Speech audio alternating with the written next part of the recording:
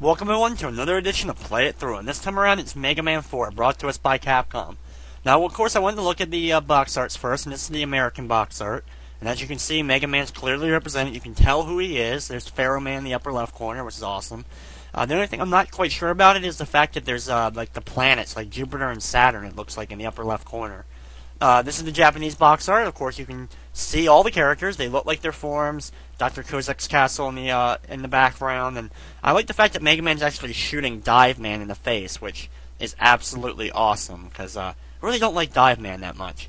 I would usually show, of course, the European box art as well, but for whatever reason, Capcom Europe decided to just use the American box art for the European box art, so there's no third box art to really look at. We actually start off with a storyline going in. Of course, the beginning of Mega Man 2 had a storyline. Mega Man 1 didn't really have anything at the beginning. Mega Man 3 really kind of went right in, and it had storyline as the game went on.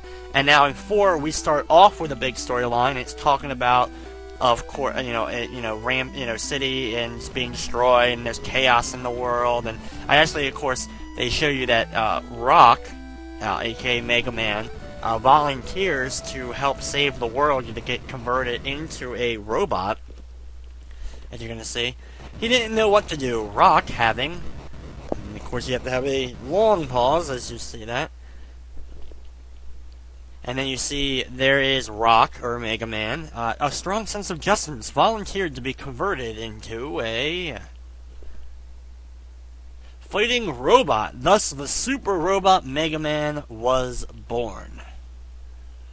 Like nice little flashings, actually really nicely drawn animations and all, but this was later in the NES run, so it was more expected that those games after like 1990 started to get much more cinematic, and you could really do a lot more with the animations and the artwork and such. So, but still really nicely done, especially hair animation and all that for the 8-bit era. Looks really well done, especially in this game. World peace has been maintained so far, but history repeats itself.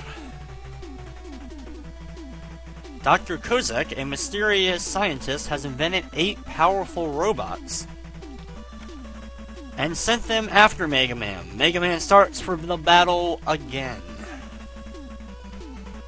This time equipped with the powerful new Mega Buster, clearly named Mega Buster in this one. Of course, I refer to it as that probably in every video I've done of this, but arm cannon, hand cannon, whatever, it is the Mega Buster, especially in this game, so I can rightfully call it that. And here's the title screen, you see the helmet. Okay, here we go, and just like always, I drew them at random for this, and I got Dustman to start it off, which himself, Dustman's actually really, really easy. I have, one of the easier robots, not the easiest. I think Toadman's the easiest, and I think he's legitimately considered the easiest. But we're going to start off with Dustman stage, and of course it's in a big giant garage, because he's a garbage compactor. Even though he's called Dustman, he's more or less Garbage Man. He takes garbage and crushes it into tiny little cubes. That's it. That's his main function or whatever as a robot. So. Of course, as you saw in the beginning, they said Dr. Kozak, of course, really not mentioned other than Wily had already been defeated, Wily's been destroyed. We think by now, after 3 games already, this being the 4th game, that we finally are rid of Dr. Wily, and of course, peace has been restored, Dr. Wily's dead, and now only, of course, a new menace would show up to, of course, combat Mega Man and stop world peace, and that being Dr. Kozak in this game. Of course, as we're going to find out, there's a lot of twists and turns, or a little bit of twists and turns in this game as we will go through it. And it's another one of those things, when you think it's the end, when you think you finally reached the end, they tack on a whole bunch more levels, and Mega Man is quite good at doing that. As you just saw Flip Top, or Eddie, give me an item there. Eddie is placed throughout multiple levels in Mega Man 4. He gives you various things, whether or not be a big health boost, or a big item boost, or an extra life.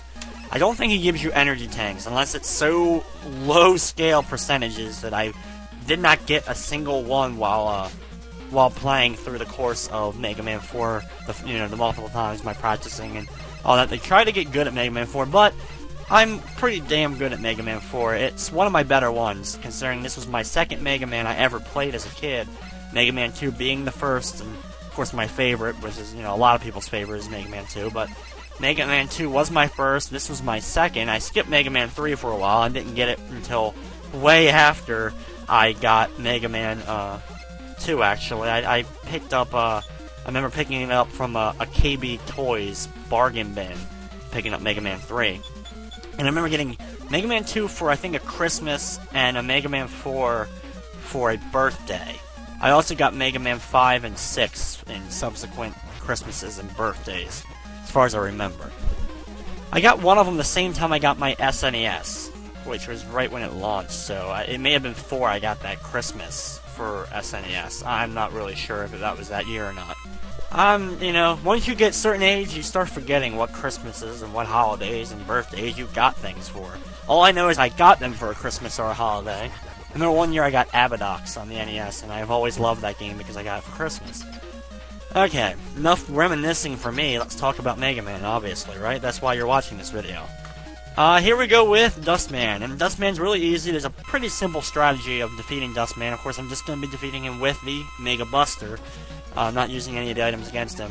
He shoots out giant dust boxes, dust cubes, or garbage cubes, and don't move when he throws them at you. Just stand in place, and then when they're coming at you, jump straight up, just straight up in the air, and they'll break apart in a spread shot, as you can see, and they'll just go in separate directions, and they will not hit you. After a bunch of these, if you can get him in a loop stuck and he'll keep doing it for a while, just keep blasting him, charging up and blasting him. He also, of course, does that sucking ability where, he's bringing you towards him, trying to do damage, but if you run away, you'll never get caught, as long as you hold in the opposite direction that he's trying to suck you in from. Either way, after only a minute or two, Dustman is defeated, and we have beaten the first Robot Master in Mega Man 4. Mega Man 4 is easily the largest of the Mega Man games, or longest, Mega Man games that I've done in this month, which has been my absolute favorite month, I must say, so far of doing these videos, because I love Mega Man, I love doing these games, so it's been really fun getting to play them, especially for these videos, and so of course I hope you have enjoyed Mega Man's, all the Mega Man runs before this, that I've done 1, 2, and 3, and I hope you're enjoying this one, and maybe, hopefully in the future we'll get to see more Mega Man games if these, of course become if people like them, of course I'll do more Mega Man games in the future. And we're going to go with number 2 is going to be Ringman, who I must admit I have a little bit of difficulty against. Usually usually Ringman likes to kick my butt around a little bit. For defeating Dustman, we got his weapon, and I could have used Ringman's ability to actually defeat Dustman, which would have been useful. When we get to Ringman, his weakness officially is Pharaoh Man's weapon, which we don't, of course, have Pharaoh Man's weapon yet, so I wouldn't be able to use it anyway, I wouldn't be using it even if I had it.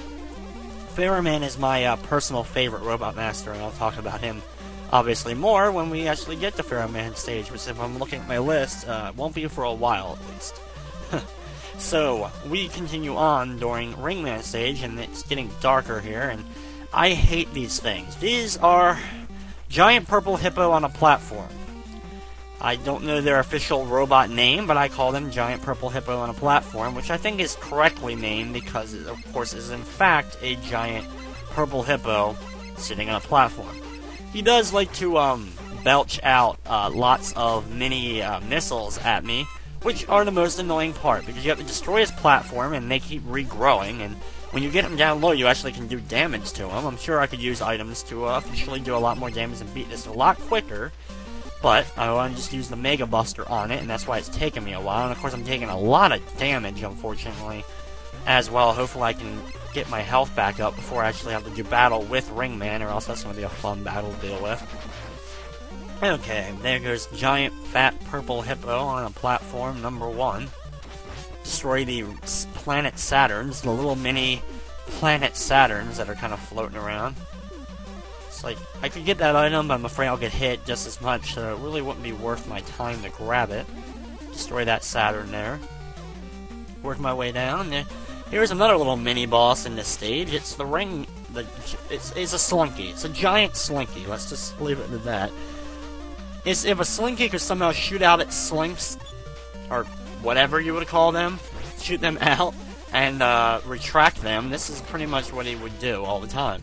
If there was an evil Slinky in the world, it'd be that guy. And after defeating evil Slinky, we go back to giant purple hippo on a platform. Yeah, we have another one of these things to deal with, which of course are going to kick my butt just as bad as the first one did. Hopefully I can do better at it, but the jumping and shooting gets on my nerves. I don't like this level. This is probably why I don't like Ringman so much, because I hate his level. It's one of the more difficult levels for me to do. I think in all Mega Man games. Unless you know, except for ones with horrible, horrible jumps, which are some of the ones in, like, Mega Man 1, for example. This is probably one of my least favorite levels in terms of the enemies. The random amounts of enemies that I have to deal with. And returning is the Rush Coil, of course,